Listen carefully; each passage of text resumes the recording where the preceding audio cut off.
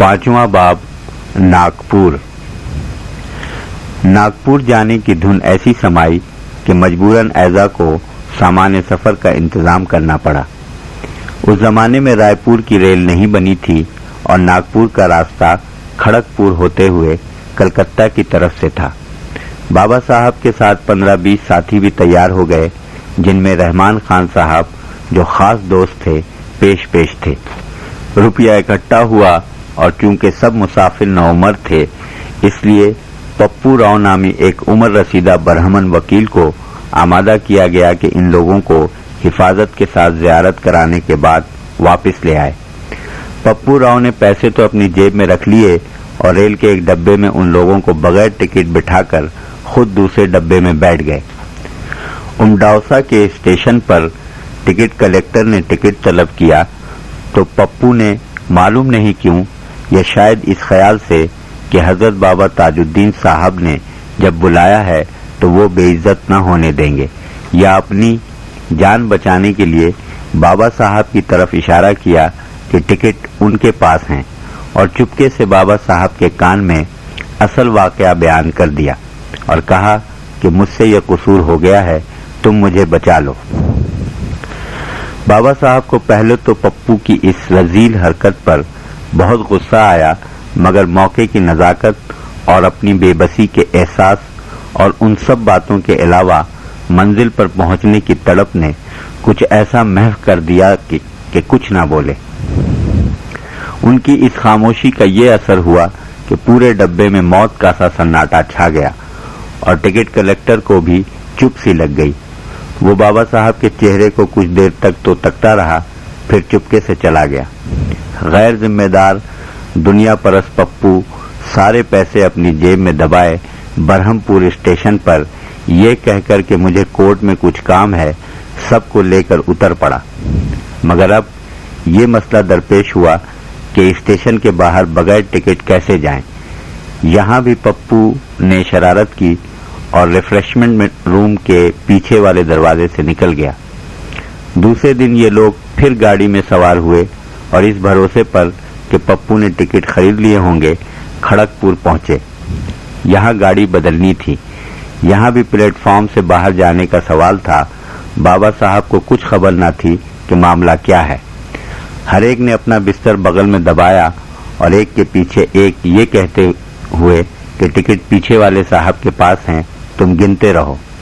आखिर में बाबा साहब थे। जब इनसे पूछा गया तो आपने पप्पू की तरफ इशारा किया। टिकट कलेक्टर एक कवि हैकल पंजाबी था। उसे बहुत गुस्सा आया और उसने बहुत सी गालियां दी। बाबा साहब शर्म से पानी पानी हो रहे थे। गुस्सा तो क्या आता, उल्टे इस फिक्र में पड़ गए कि ये सब हो क्या रहा है। टिकट कलेक्टर बाबा साहब को वहीं बिठाकर खुद शायद रिपोर्ट करने या किसी और वजह से कहीं और चला गया। थोड़ी देर में जब वापस आया तो बड़ी शफकत से बाबा साहब से पूछा, तुम कौन हो और कहाँ जा रहे हो? मुझे ऐसा महसूस होता है कि मैंने तुम्हें गालियां देकर बहुत बड़ा गुनाह किया है। मुझको माफ कर दो। मुझसे जो खिदमत भी हो सकेगी मैं करूंगा। बाबा साहब ने कुछ जवाब न दिया और इतना कहा कि मेरे और साथी बाहर हैं। टिकट कलेक्टर बाहर गया और उन सब को बुलाकर ले आया और बहुत ही उम्दा नाश्ता कराया। फिर उसे जब ये मालूम हुआ कि ये लोग नागपुर जा रहे हैं तो नागपुर का किराया 13.25 रुपए निकालकर बाबा साहब की खिदमत में पेश किया और कहा कि तुम लोग नेक बच्चे हो, इस पप्पू ने तुम सबसे धोखा किया। बाबा साहब ने 13.25 रुपया पप्पू को दे दिए और प्लेटफॉर्म पर बैठ गए। पप्पू ने इन रुपयों से सबको खाना खिलाया। अभी ये लोग प्लेटफॉर्म पर ही बैठे हुए थे कि एक बज़ाहिर मुतमव्विल ताजिर आपकी तरफ मुखातिब हुआ और पूछा कि तुम कहाँ जाना चाहते हो? बाबा साहब ने बताया कि नागपुर जा रहा हूँ। ताजिर ने कहा कि मेरे साथ चलो, मैं तुमको पहुँचा दूंगा। वो टिकट खरीद लाया, आपके हवाले किया और आपको साथ लेकर एक ऊंचे दर्जे में बैठ गया। दोपहर का वक्त था। बाबा साहब पर गुनूदगी तारी हो गई। अगले स्टेशन पर जब आंख खुली तो वो ताजिर वहां मौजूद न था।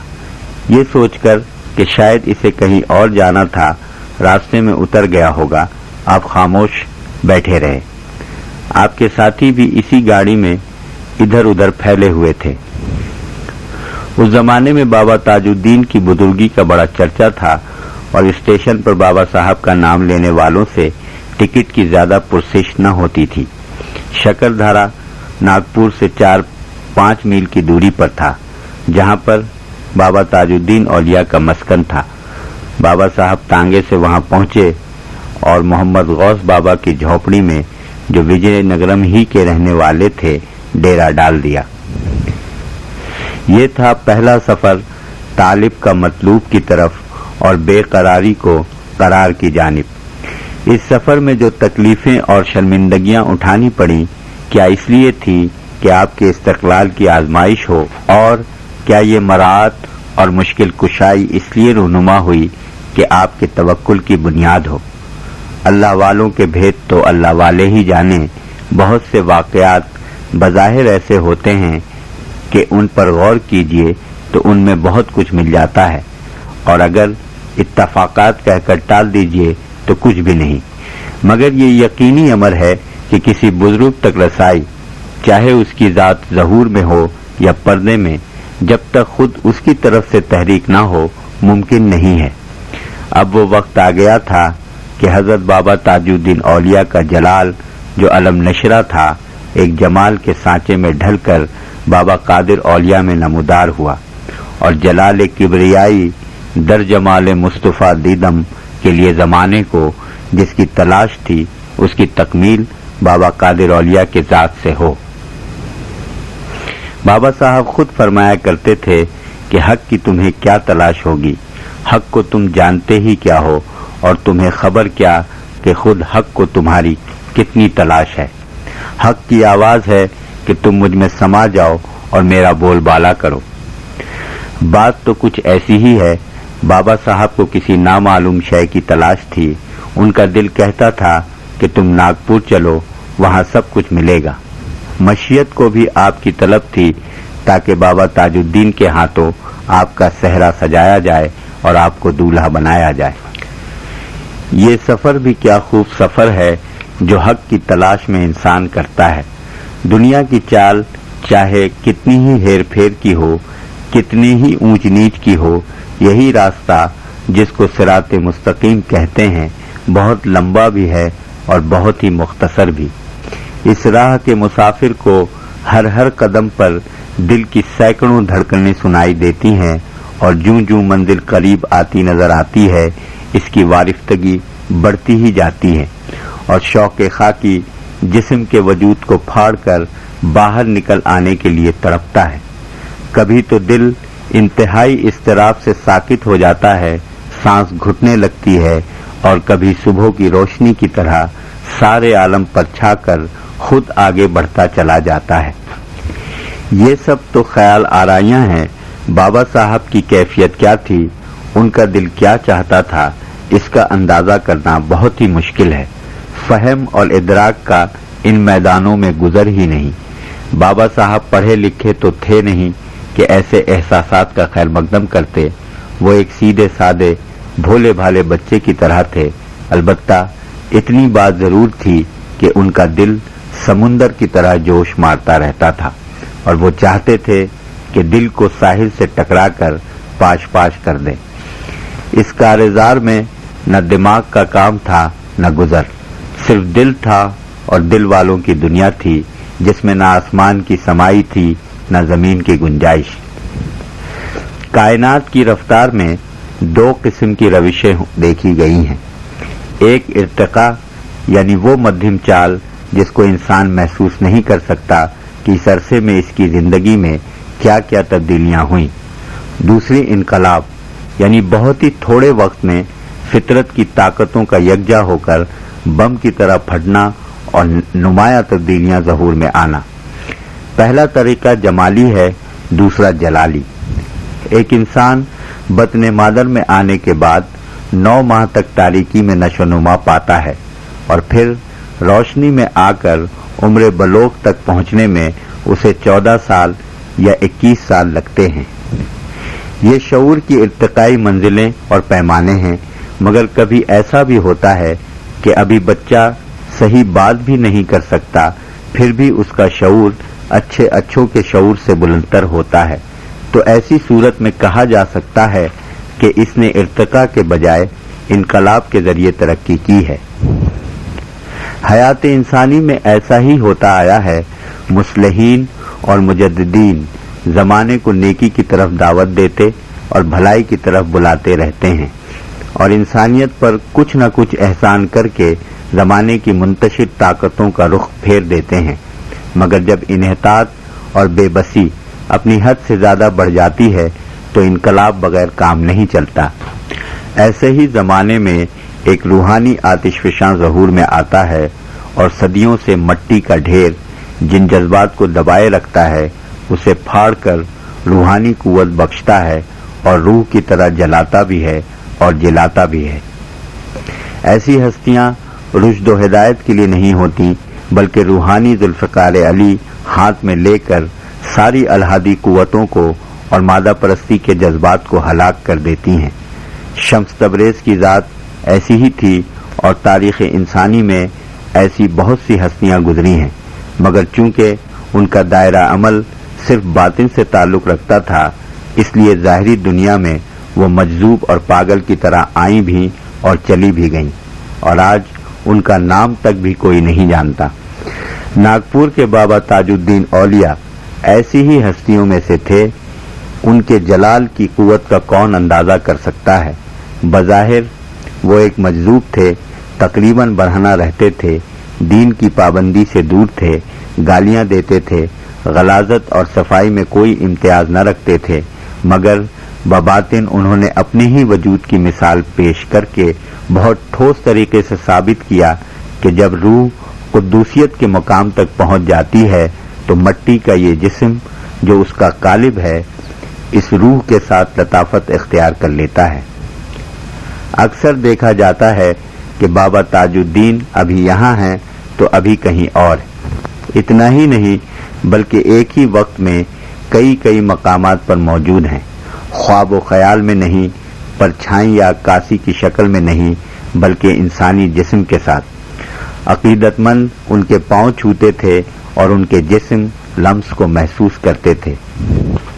ये भी देखा गया है कि जब वो अपने मुस्तक्कर से बाहर निकलते थे तो सैकड़ों आदमी एक साथ चीख के और पुकार कर अपनी अपनी मुरादें मांगते और शोर व गुल मचाते और वो बगैर किसी से मुखातिब हुए खुदा जाने क्या क्या कहते रहते थे और इसी बड़ में सवाल करने वाले अपने जवाब पाकर ऐसे मुतमईन और खुश हो जाते थे कि सामने बिठाकर भी कोई इत्मीनान दिलाता तो इतना सुकून न मिलता। ये थी करामत बज़ाहिर एक पागल, मजजूब, मारने पीटने और गालियां देने वाले इंसान की। बाबा कादिर औलिया को अपने वालिद मोहतरम की वसीयत पूरी करनी थी, इसके सिवा न कोई तलब थी न कोशिश। गालिबन दिल में सोचते रहे होंगे कि इस अजीब किस्म के पागल से मुझे क्या लेना है। सामने पहुंचे तो ताजुद्दीन ने देखते ही कहा, शेर का बच्चा शेर है, और पास रखे हुए कुछ केलों में से एक केला उठाकर उनके हाथ में दे दिया। बाबा कादिर ने केला ले तो लिया, मगर वो जरा गला हुआ था। मिजाज में इंतहाई नफासत और सफाई थी। तबीयत में घिन आई, चुपके से हाथ पीछे कर लिया तो बाबा ताजुद्दीन ने कहा कि तुम उसे खाओ या न खाओ, जो तुम्हें पहुंचना था वो पहुंच गया। शकरधरा बस्ती में बाबा ताजुद्दीन औलिया के 6-7 मुरीद थे जो ज्यादातर मजजूब थे। ज़ायरीन बाबा ताजुद्दीन के बच्चे कहलाते थे। वहां जो भी आते थे बाबा ताजुद्दीन से न्याज हासिल करने के बाद उनके बच्चों के पास बैठते थे और कुछ वक्त सर्फ करते थे। बाबा कादिर किबला बाबा ताजुद्दीन से मुलाकात के बाद उन लोगों के पास पहुंचे तो उनमें से जब्बलपुर वाले बाबा साहब ने कादिर बाबा की तरफ देखा और लोटन कबूतर की तरह जमीन पर चक्कर काटने लगे और खड़े होकर कहने लगे कि तुम्हारे में क्या कमाल है, तुम्हारे में क्या कमाल है, तुमने सब कुछ पा लिया है और हम यहाँ आग में भून रहे हैं। अगले दिन جب جبلپور والے بابا صاحب بابا تاجالدین کی قدم بوسی کے لیے پہنچے تو ارشاد ہوا، ارے تو ہمارا کیا کمال دیکھتا ہے۔ حضرت غوث بابا کی جھوپڑی میں بابا صاحب اور ان کے 2 ایک ساتھی ٹھہرے ہوئے تھے۔ لنگر خانہ کا انتظام اور خصوصاً بابا تاجالدین کے لیے جو چائے اور کھانا جاتا تھا وہ حضرت غوث بابا ہی کے گھر سے جاتا تھا۔ حیات خان نامی ایک خادم لنگر خانہ کے محتمم تھے اور بابا صاحب کو کھانا پہنچانا ان کے ذمے تھا۔ ان کو اس بات پر بڑا ناز تھا کہ بابا صاحب کا خاص خادم ہوں اور ان کے لیے مر مٹنا میرا دین ہے۔ انہوں نے جب یہ دیکھا کہ وجیا نگرم کا لڑکا خامخواہ یہاں پڑا ہوا ہے اور کوئی کام نہیں کرتا تو آپ کو کلہاڑی دی اور کہا کہ لنگر خانے کی لکڑیاں پھاڑو، یہاں مفت کا کھانا نہیں ملتا۔ بابا صاحب نے جو نازوں کے پلے ہوئے تھے بڑی مشکل سے آدھ گھنٹہ ہی محنت کی ہوگی کہ ہاتھوں میں چھالے پڑ گئے اور آ کر لیٹ گئے۔ جب حیات خان کھانا لے کر بابا تاجالدین کے پاس پہنچے جہاں اور لوگ بھی موجود تھے تو بابا تاجالدین نے اوروں سے مخاطب ہو کر اپنے ہاتھ دکھائے، ہاتھوں میں چھالے پڑے ہوئے تھے۔ فرمایا، دیکھو جی، یہ حیات خان 2-4 غلیظ گالیاں دے کر ہم سے لکڑیاں پھڑواتا ہے، یہ دیکھو ہمارے ہاتھ کے چھالے۔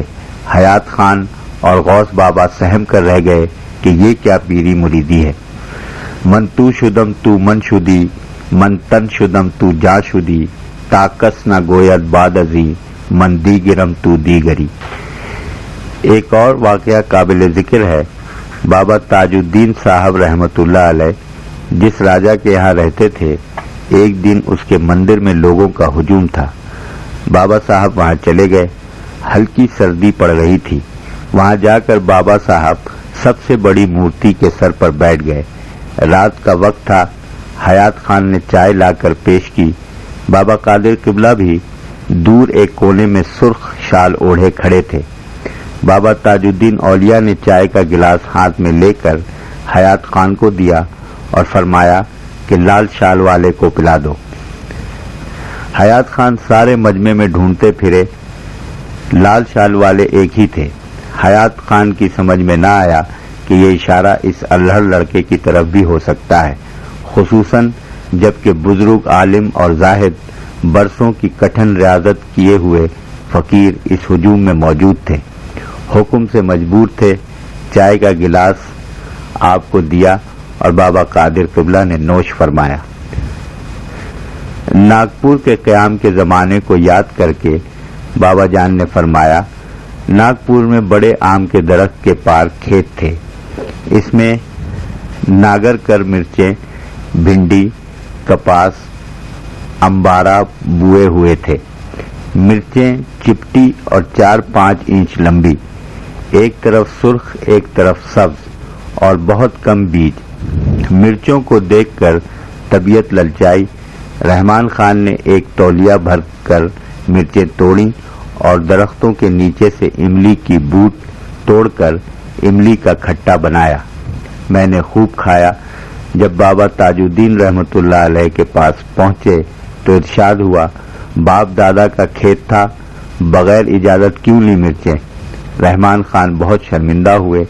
میں نے یہ سوچا کہ مالی ملتا تو 2 آنے 4 آنے دے دیتا۔ سستا زمانہ تھا، 3 پیسے میں 1 ٹوکرا مرچیں یا بھنڈی آ جاتی تھی۔ ایک بار فرمایا، ناگپور میں بابا تاجالدین رحمت اللہ علیہ کے تانگے کے ساتھ دوڑ رہا تھا۔ ایک پہلوان نے ایک سیتا پھل چھیل کر بابا صاحب کو دیا۔ بابا صاحب کی ناک سے رینٹ، منہ سے رال اور آنکھوں سے چیپڑ جا رہا تھا۔ کچھ منہ میں ڈال کر پھر نکال کر میرے ہاتھ پر رکھ دیا۔ مجھے اتنی گھن آئی کہ ہاتھ کو دور رکھ کر منہ پھیر لیا، دیکھنا بھی گوارا نہ کیا۔ بابا صاحب نے فرمایا، تم ہمارا جھوٹا کیوں کھاتے؟ ایر گاؤں کی ندی میں ریت سے رگڑ رگڑ کر خوب ہاتھ دھویا اور دیکھتا رہا کہ اس کا اثر ہاتھ کے اندر تو نہیں گیا۔ لوگوں نے ہاتھ چاٹ چاٹ کر صاف کر دیے۔ 2 سال سوچتا رہا کہ کھا لیتا تو اچھا ہوتا، مگر ایک دن بابا صاحب نے پورا ناشتہ دان बगैर खोले जिसमें हरन का पका हुआ गोश्त था मेरे लिए भेजा। इसी तरह का एक और वाकया है। एक दिन सुबह के वक्त बाबा कादिर हवाज ज़रूरी के लिए रहमान खान साहब के साथ जंगल की तरफ गए तो देखा कि बाबा ताजुद्दीन रहमतुल्लाह अलैह का टांगा दूर सड़क पर चला जा रहा है और खलकत पीछे पीछे दौड़ रही है। ठीक उसी वक्त देखा कि बाबा ताजुद्दीन रहमतुल्लाह अलैह उनके पास तशरीफ लाए, आपसे कुछ बातें की और गायब हो गए। फकीरों की इस्तिलाहें और ज़बान अजीब होती है। बाबा ताजुद्दीन रहमतुल्लाह अलैह कभी सीधी बात न करते थे। एक दफ़ा एक मारवाड़ी अपनी बीवी और अपने इकलौते बच्चे को लेकर काठियावाड़ से नागपुर आया। बच्चा दिन रात चीखता था। मारवाड़ी हकीमों और आमिलों को दिखाकर थक चुका था। बच्चा को जब बाबा ताजुद्दीन रहमतुल्लाह अलैह के सामने पेश किया तो इरशाद हुआ, चूल्हे में डाल दे। ये फ़िक्रा मारवाड़ी की समझ में ना आया। वो और उसकी बीवी बहुत मगमूम हुए कि हम किन उम्मीदों से यहाँ आए थे और बाबा साहब क्या फरमाते हैं। वो दोनों मायूस जा रहे थे कि रास्ते में बाबा कादिर औलिया से मुलाकात हुई तो उन्होंने उनसे हाल पूछा। इसके बाद बाबा कादिर हंसे और कहने लगे कि इसका मतलब ये है कि कुछ मिर्चें वार कर चूल्हे में डाल दो, बच्चे को नज़र लग गई है। इन लोगों ने ऐसा ही किया और बच्चे को आराम हो गया। एक और वाकया है। जादरा के नवाब की बेगम साहिबा और उनकी साहिबजादी नवाबी कर्रोफर से बड़े बड़े तबाकों में मिठाइयाँ, खुशबू और उम्दा लिबास लेकर बगैर न्याज दरबार में हाजिर हुईं। कदमबोसी के बाद बाबा साहब ने फरमाया, सूखा नारियल, नया गुड़ और ताज़ा चनों में बड़ा मज़ा आता है। बेगम साहिबा ये समझी कि शायद बाबा साहब को ये मिठाइयाँ पसंद नहीं। इस ख्याल के आते ही फौरन माँ अपने साथियों और मुलाजिमों के शहर पहुंची। रात के 12 बज चुके थे। दुकानदारों को जगाया गया, गुड़ और खोपरा खरीदा गया, भड़बूजे को जगाकर ताज़ा ताज़ा गर्म चने लिए गए और तबाकों में भरकर वापस आए और बाबा ताजुद्दीन रहमतुल्लाह अलैह की खिदमत में पेश किया। मगर बाबा साहब ने न कुछ खाया और न कुछ कहा। इस पर बेगम साहिबा को फिक्र हुई कि शायद मुझसे कोई गलती हो गई है कि बाबा साहब ने नज़र कबूल नहीं की। इत्तेफाक से कादिर बाबा साहब उधर से गुजर रहे थे। उनसे इसका जिक्र किया कि आप ही बताएं कि मुझसे क्या कसूर हुआ। बाबा साहब ने थोड़ी देर गौर करके फरमाया, सूखे नारियल से मतलब अल्लाह है, नए गुड़ से मतलब आखिरी नबी रसूल करीम सल्लल्लाहु अलैहि वसल्लम हैं और ताज़ा चनों से मतलब वली वक्त खुद बाबा साहब हैं। ये सुनना था कि बेगम साहिबा की आंखों से आंसू जारी हो गए। फरमाने लगी कि मैं इसी मसले को हल करने आई थी कि खुदा, रसूल और पीर इन तीनों में से तौहीद को कैसे पाएं। मेरा दिल रोशन हो गया है और सब कुछ समझ में आ गया है। बेगम साहिबा बाबा कादिर साहब पर बहुत मेहरबान हुई और मुतमन्नी हुई कि आप उनके साथ जादरा चलें और वहीं क़याम फरमाएं। मगर हमारे बाबा साहब ने उसको कबूल न फरमाया और कबूल फरमाते भी कैसे। उनको तो विजयनगरम के जंगल में चने चबाने, नारियल, गुड़ और चनों की तौहीद रचानी थी। फुकरा की बातें अजीब होती हैं। उनके मजहब में एक ही गुनाह कबीरा है और वो ये कि किसी का दिल दुखाएं या मर्दम आज़ारी करें। इसलिए फ़कीर अगर किसी को तंबीह करता है तो उससे मुकाबिल होकर गुफ्तगू नहीं करता, किसी और को मुखातिब करके बातें करता है जो मुखातिब के जहन में ज़र्रा भर नहीं आती और जिस तरफ उसका इशारा होता है वो सर नीचा करके हर एक बात को समझता है और उसे औरों से ज़ाहिरी शर्मिंदगी नहीं होती और उसकी अना को भी सदमा नहीं पहुंचता कि मुझे यूं कहा गया। हमारे बाबा साहब फ़कीराना अखलाक के मुजस्मा हैं। किसी इंसान का तो जिक्र ही क्या, कभी कुत्ते का दिल भी नहीं दुखाया। वो जानवरों के दिल को भी ऐसी ही अहमियत देते हैं जैसे अपनी जान को। اکثر فرماتے ہیں کہ سب کا دل ایک ہے، چاہے چرند ہو، پرند ہو یا انسان۔ آپ اصطلاحی زبان کے ادیب کامل ہیں۔ روزمرہ کی معمولی گفتگو میں جو لفظ منہ سے نکلتا ہے اس میں معنی در معنی ہوتے ہیں اور اتنے لطیف اشارے کہ جس کی سمجھ میں کچھ آ جاتا ہے وہ کندن بن جاتا ہے۔ محمد غوث بابا کی جھوپڑی کے آگے ایک بہت پرانا املی کا درخت تھا۔ اس درخت کے نیچے بابا قادر اور رحمان خان صاحب لیٹے ہوئے تھے۔ رات کے 4 بجے تھے کہ بابا قادر نے کچھ غنودگی اور کچھ جاگنے کی حالت میں دیکھا کہ 2 بڑی بڑی الماریاں ہیں جن کی 2 چاندی کی کنجیاں کسی نے آپ کے حوالے کی اور کہا کہ کھولو۔ جب بابا صاحب نے قفل کھولے تو ایک الماری کتابوں سے بھری ہوئی تھی اور دوسری الماری میں صرف ایک خانہ خالی تھا۔ بابا صاحب نے محسوس کیا کہ کوئی ان کو جگا رہا ہے اور کہہ رہا ہے کہ جو کچھ تم دیکھ رہے ہو وہ حق ہے، اس خالی خانے کو تمہیں بھرنا ہے۔ اسی وقت وہیں کی رہنے والی ایک بڑھیا جو جھاڑو دینے کی غرض سے اٹھی تھی، اس نے دیکھا کہ بابا تاج الدین رحمۃ اللہ علیہ اسی درخت کے نیچے کھڑے ہوئے ہیں۔ اس نے شور مچانا شروع کیا، اٹھو اٹھو رے لڑکو، بابا صاحب آ گئے۔ رحمان خان بھی شور سن کر اٹھے تو دیکھا کہ وہاں کچھ بھی نہ تھا۔ دن کے وقت حضرت غوث بابا نے قادر بابا سے پوچھا کہ رات کو بابا تاج الدین رحمۃ اللہ علیہ نے آپ کو کیا دیا؟ بابا قادر معصوم اور بھولے تو تھے ہی، انہوں نے ساری باتیں بتا دی۔ حضرت غوث بابا کو ایک دھکا سا لگا اور کافی صدمہ ہوا۔ اپنے آپ سے کہنے لگے کہ یہ کیا ماجرا ہے، مجھے خدمت کرتے اور طلب میں جلتے ہوئے ایک عمر گزر گئی۔ تاج الدین، یہ تم نے کیا کیا کہ اس لڑکے کو تم نے چابیاں حوالے کر دیں؟ اور پھر قادر بابا سے مخاطب ہو کر کہنے لگے کہ تمہیں یہ راز کسی کو بھی نہ بتانا چاہیے، مگر خیر شیر کا بچہ شیر ہی ہوتا ہے۔ بابا تاج الدین رحمۃ اللہ علیہ بہت ضعیف ہو گئے ہیں، آخر اس مشعل کو کہیں نہ کہیں قیام کرنا ہی ہے۔ ہم لوگ وقت کو گھڑی اور دن رات کے پیمانے سے ناپتے ہیں، عاشق وقت کو دل کی دھڑکنوں سے ناپتا ہے۔ حضرت خضر علیہ السلام آب حیات کی تلاش میں نکلے تو ان پر کیا کچھ گزری، مگر انہوں نے بالآخر آب حیات پی ہی لیا۔ دولت سرمدی کا متحمل وہی ہوتا ہے جس کو مشیت اس کا اہل سمجھ کر خود اس کی پرورش کرتی ہے۔